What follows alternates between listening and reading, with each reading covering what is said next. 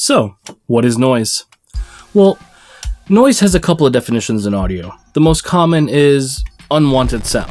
So any pops, clicks, or unwanted distortion, most people would call that noise. However, noise has a different definition to you as an audio creator.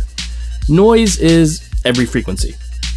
Every frequency from 20 Hz to 20 kilohertz, or even further than that, is what we would call noise.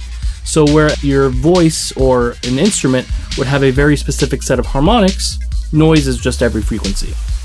Now, we can have different flavors of noise. Let's look at the first three colors of noise. We have white noise, pink noise, and brown noise. Now, these are all the same, but they have slightly different frequency responses. White noise has a more even distribution, pink noise has more of a slope favoring the low end, and brown noise has a heavily pronounced low end. Now, the other types of noises are infinite. You can create tons of noises using blends of individual harmonics or groups of harmonics with white noise, processing them together.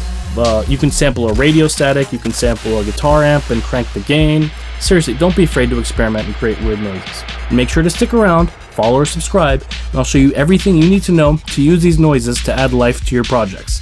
Feel free to ask questions in the comments, and make sure to leave a like. Thanks for watching.